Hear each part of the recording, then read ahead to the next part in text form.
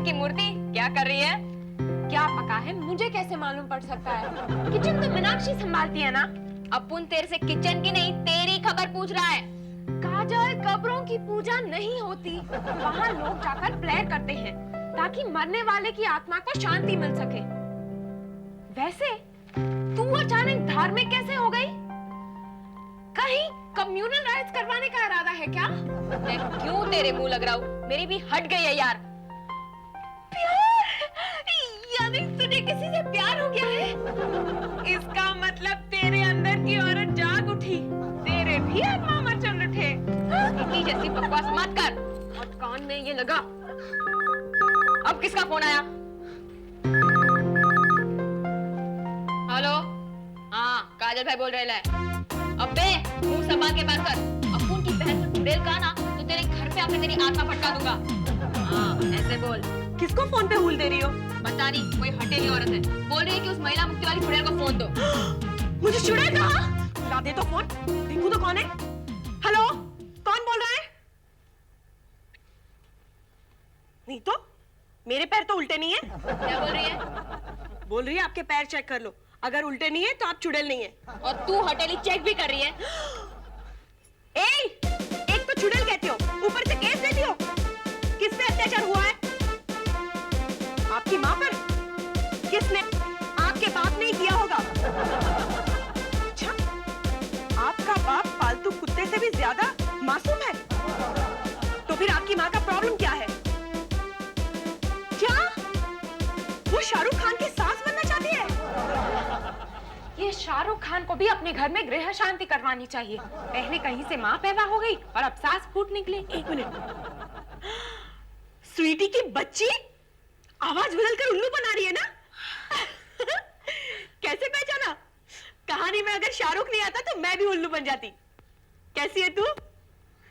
देख, तेरे बगैर तो हमारे घर की रेपुटेशन ही बिगड़ गई है। ऐसा लगता है कि पागल खाने का हेड पागल ही गायब हो गया है। क्या? देख स्वीटी, कोई भी कदम उठाने से पहले जरा सोच लेना। सुन रही है ना स्वीटी? Hello hello hello. काट दिया। क्या हुआ? कब आ रही है वो ब्रेनलेस ब्यूटी? कहती है कि बबली की सोसाइटी का रेनोवेशन चल रहा है, उसका पेंटिंग कॉन्ट्रैक्टर मुझे अच्छा लगा है और उसको पटाने के चक्कर में। शी, क्या चॉइस है इस लड़की की, दीवारों पर चूना लगाने वाले के चक्कर में है। नॉनसेंस। अपुन तो कहता है कि चल जाने दो इस चक्कर को। वो दुनिया की दीवारें दिन भर पेंट करता रहेगा और ये मैडम आईने के सामने बैठे बैठे अपने थोबड़े को पेंट करती रहेगी। जरूर अपुन का बापू होगा। तुझे कैसे पता चला? बैल की थकेली आवाज सुन के। नौकरी करके लोकल ट्रेन में आया हुआ आदमी ऐसा हो जाता है कि उसे बेल बजाना किसी पहलवान से पंजा लड़ाने जितना मुश्किल काम लगता है। जाके दरवाजा खोल।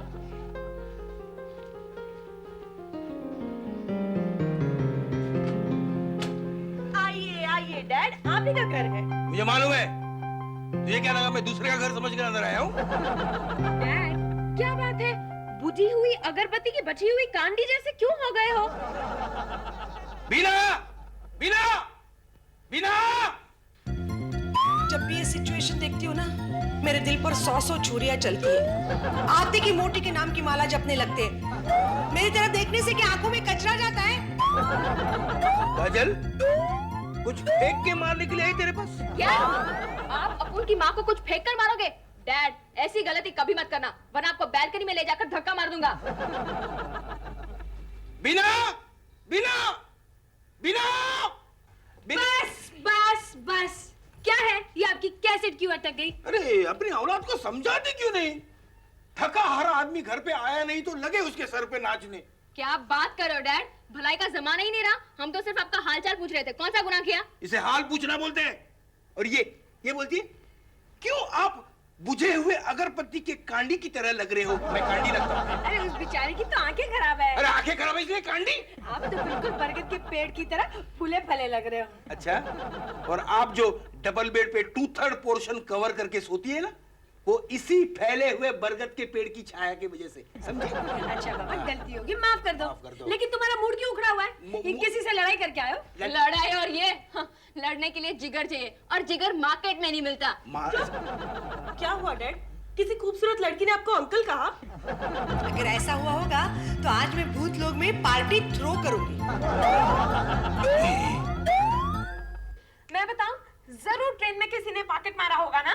अरे तो इसमें टेंशन की कौन सी बात है? बॉम्बे पॉकेटमार एसोसिएशन का बॉस घनी चप्पन अपन का भीड़ू है। 2 घंटे में आपका पॉकेट घर में आ जाएगा। अरे उसमें क्या होगा, ज्यादा से ज्यादा 10-12 रुपए और मम्मी की फोटोग्राफ। कसम से ये किस्सा कभी अपन के समझ में नहीं आया। आदमी कितना भी बड़ा चालू क्यों ना हो, लेकिन अपनी बीवी की ये तस्वीर क्यों रखता है पॉकेट में? क्योंकि पति को पता होता है कि पत्नी की सबसे फेवरेट हॉबी होती है पति का पॉकेट चेक करना। मेरा पॉकेट सही सलामत है। तो फिर इनकम टैक्स में फंसे एक्टर जैसे एक्सप्रेशन क्यों दे रहे हो? समझ गई, बॉस ने डांटा होगा, है ना?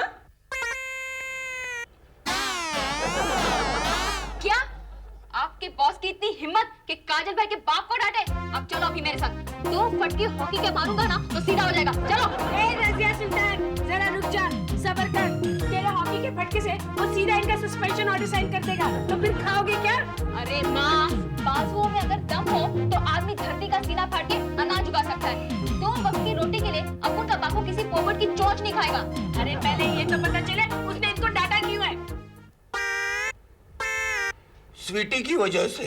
इसका मतलब स्वीटी देश से निकाले गए नेता जैसे काम कर रही है। घर से बाहर रहकर वो आपकी जिंदगी में जलती हुई मशाल फेंक रही है। क्या किया उसने? पता नहीं, स्वीटी ने बबली से कहा कि तुम्हारे पति की भवे भालू जैसी है, उसके आईब्रो करते हैं, और दोनों ने चिमटे से उसकी आंखों के बाल इस तरह खींचे कि उसे पाल तोड़ हो गया। उसकी दोनों भवे पकी है। अरे तो ये क्या बात हुई? स्वीटी और बबली को डांटना था ना, आपको क्यों डांटा? अरे बबली ने अपने बाप को धमकी दी है कि अगर मेरी गुरु मैया को कुछ कहा तो मैं इनकम टैक्स वालों को आपके 2 नंबर के अकाउंट्स की खबर दे दूंगी। और बॉस ने मेरा नंबर लगा दिया। मुझे बोला कि जरूर तुमने कुछ पाप किए होंगे कि तुम्हारे घर ऐसी औलाद पैदा हो गई। चलो जाने दो ना, लाइफ में ये सब तो होता ही रहता है। अरे क्या होता रहता है? हर आदमी को कोई ना कोई तो डांटता ही है। है। नौकर को मालिक डांटता है और मालिक को कस्टमर। चोर को पुलिस, पुलिस को वकील और वकील को जज। अरे हाँ यार, जज को तो कोई कुछ नहीं कह सकता। पर अब आप इस उम्र में जज तो नहीं बन सकते ना डैड। देखो।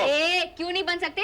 अगर नाना पाटेकर 40 साल की उम्र के बाद हीरो बन सकता है तो अपन का बापू जज क्यों नहीं बन सकता? क्योंकि उसके लिए पढ़ाई करनी पड़ती है, अलग से क्वालिफिकेशन लेनी पड़ती है। ऐसा कुछ नहीं है। अपन का बापू एक दफा बोले तो उनको जज क्या प्रेसिडेंट बना देगा। धीरे बोल, धीरे बोल।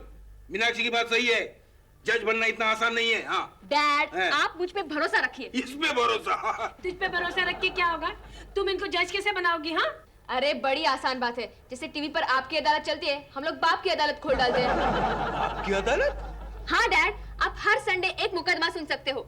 इस दुनिया में छोटी मोटी हजारों प्रॉब्लम्स है, जैसे सास बहू के झगड़े, सोसाइटी में सेक्रेटरी का करप्शन, ऊपर वाले के बाथरूम से नीचे वाले के किचन में गलता पानी, वगैरह वगैरह। यार बेस्ट आइडिया है।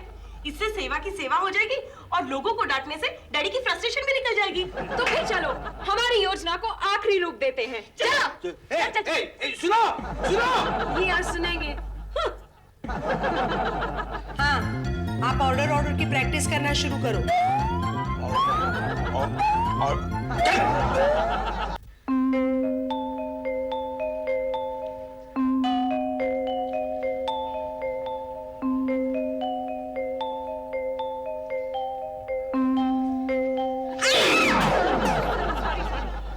एक्चुअली हम लोग सोच क्या रहे हैं? हम लोग ये सोच रहे हैं कि अदालत की सबसे बड़ी रिक्वायरमेंट है इंसाफ की देवी की मूर्ति। वो कहाँ से लाएंगे? अरे यार उसकी फिक्र तू मत कर, ये अपनी राधिका है ना, उसको तराजू लेकर खड़ा कर देंगे। दुनिया के कानून की देवी तो सिर्फ अंधी होती है, हमारा कानून तो बहरा भी होगा। मैं तुम्हारी योजना में हिस्सा नहीं लेती। Don't talk to me। ओफो राधिका, ये तो मजाक कर रही है। तू अगर योजना का काम छोड़ देगी तो फिर रिसर्च का काम कौन संभालेगा? पर तुम लोग हमेशा मेरे कमजोर आंख और कान को ही क्यों टारगेट बनाते रहते हो? अरे यार हम लोग तेरे आंख कान को टारगेट नहीं बना रहे, हम लोग तुझे क्रिटिसाइज करके भगवान को ये एहसास दिलाना चाहते हैं कि अपने धंधे पर ध्यान दे। अरे वैसे भी लड़कियों को बयाना मुश्किल होता है, और उसमें 5 में से 1 लड़की डिफेक्टिव होगी तो कैसे चलेगा? अच्छा, तो फिर ठीक है।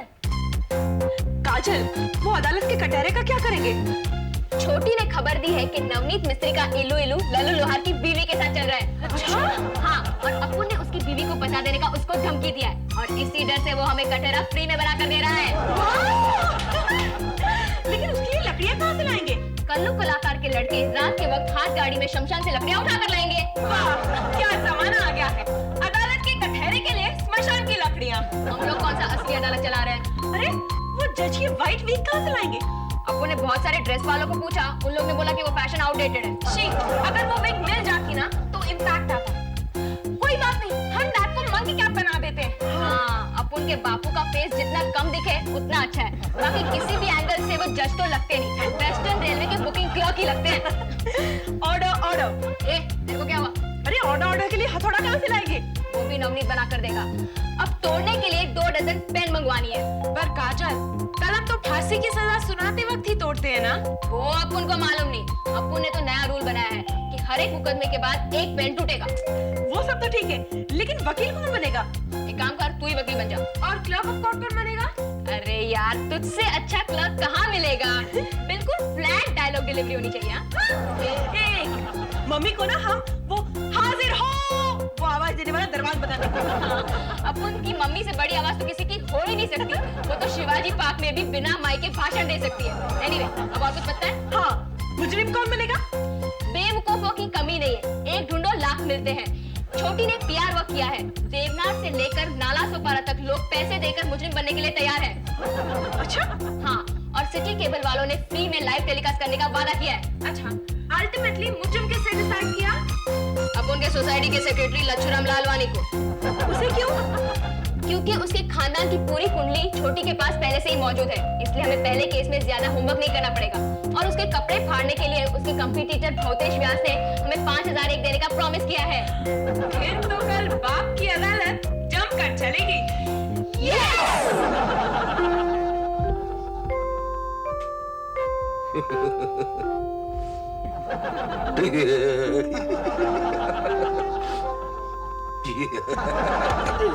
ये क्या पगला कहीं का कि शम्मी कपूर की तरफ बेवजह हंस रहे हो? आदमी सोचता क्या है और होता क्या है? बिना जब मैं मेरी पहली शादी के पहले के सपनों के बारे में सोचता हूँ तो मेरे समझ में नहीं आता मैं हंसूं या रोऊं। तुम्हें पहली शादी के पहले के सपने याद हैं?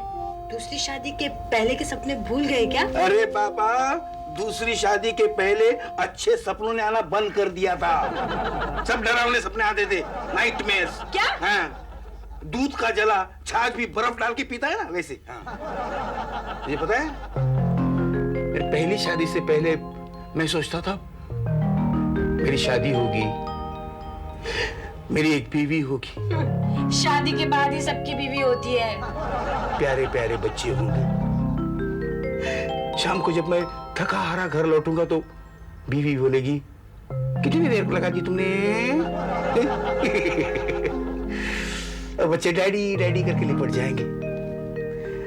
वो चिड़िया जब दाना लाती है ना तो उसके बच्चे ची ची करके चहकते हैं, वैसे।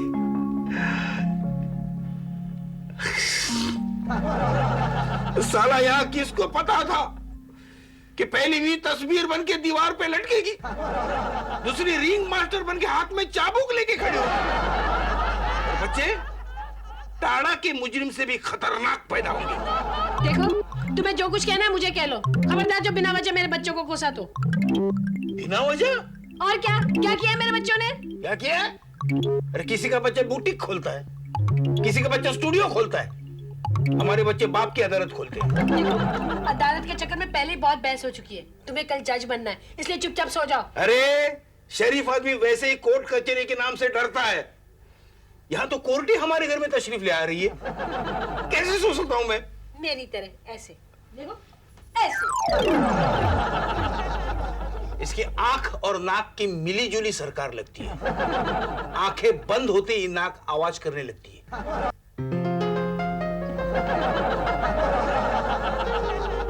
भाई लोग और बहन लोग, अभी थोड़ी देर में अपनी बाप की अदालत शुरू हो जाएगी, तो उससे पहले जरा 2-4 काम की बातें हो जाए। अपुन का बापू जज के रोल में इधर आएगा, तो जब वो आए तो सब लोग इज्जत से खड़े हो जाना, और जब वो बैठे तो बैठ जाना। मुकदमे का लाइव टेलीकास्ट हो रहा है, तो सब लोग तमीज से बैठना, नाक कान में उंगली मत डालना। जब अपुन पीछे से इशारा करे तो सब लोग को हंसने का, और जब अपुन अपनी टोपी ऊपर करे तो सब लोग को तालियां बजाने का। और एक काम की बात, अपुन को खबर मिली है कि ऑपोजिट पार्टी वालों ने यहाँ नाटक करने के लिए अपने कुछ छोकरे घुसाए हैं, तो उन सबको अपुन बता देना चाहता है कि इधर शान पट्टी नहीं करने का, क्योंकि अपुन के लड़के बाहर सोडा वाटर की बोतल और लोखंड के सलिए लेकर खड़े हैं। राधिका, शुरू हो जा। आज की हमारी बाप की अदालत के मुजरिम हैं हमारी ही सोसाइटी के सेक्रेटरी श्री लच्छूराम लालवानी जी, जिन्होंने अपनी जिंदगी की शुरुआत लोकल ट्रेन में पास के कवर और रबर बैंड बेचने से की। लेकिन आज उनकी कंपनी लालवानी पापड़ के ब्रांचेस पूरे हिंदुस्तान में फैली हुई है। पिछले 5 सालों से वो हमारी सोसाइटी के सेक्रेटरी के पद पर गोंद की तरह चिपके हुए हैं। वो अपने मुकदमे की पैरवी खुद करेंगे। और आज बाप की अदालत के जज हैं माननीय श्री आनंद माथुर जी।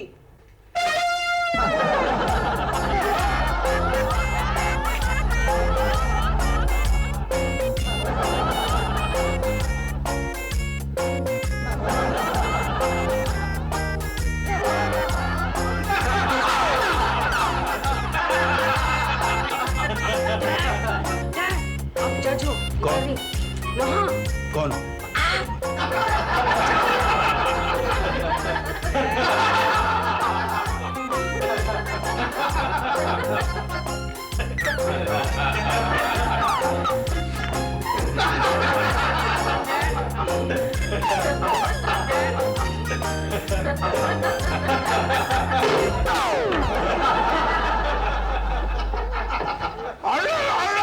दो प्लेट मेदू वड़ा एक्स्ट्रा चटनी के साथ। इतनी कोर्ट पूरी होने दे। तेरी तस्वीर को सांबार में नहीं डुबोया तो मेरा नाम नहीं। अदालत की कार्रवाई शुरू की जा।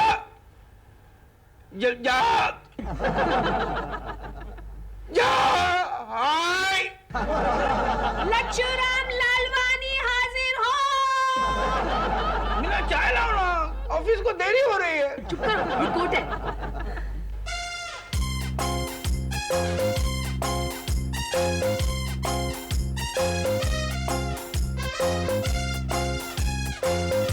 लच्छूराम लालवानी पे पहला इल्जाम ये है कि ये सोसाइटी के कामों में कम और अपनी बीवी के कुत्ते पे ज्यादा ध्यान देते हैं। हाँ सही, ये इल्जाम तो सही है कि मैं अपनी बीवी के कुत्ते पर ज्यादा ध्यान देता हूँ, पर सही दूसरे की बीवी पर ध्यान देने से अपनी बीवी के कुत्ते पर ध्यान देने ज्यादा अच्छा नहीं है।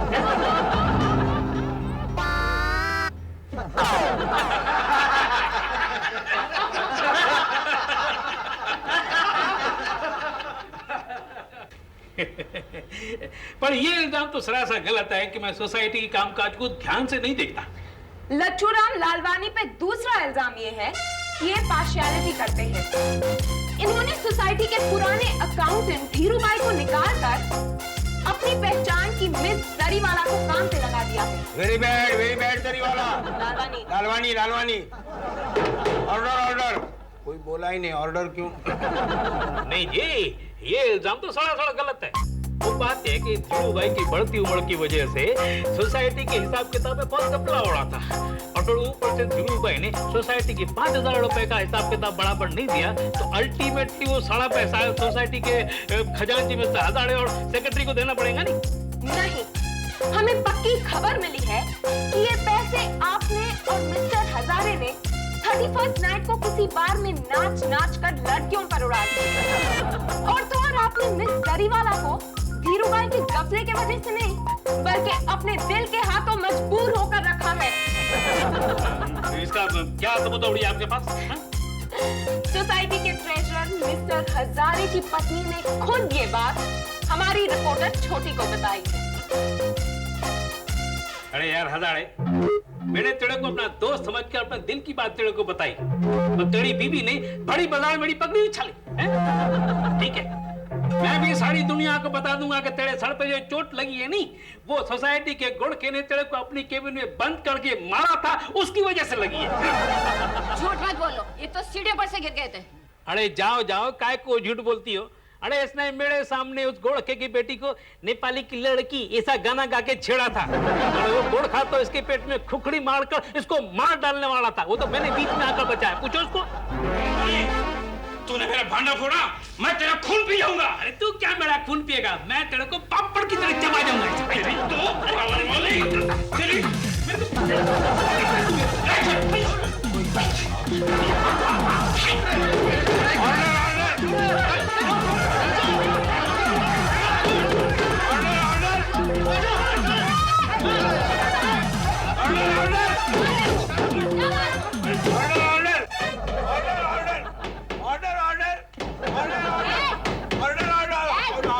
बोलो गए।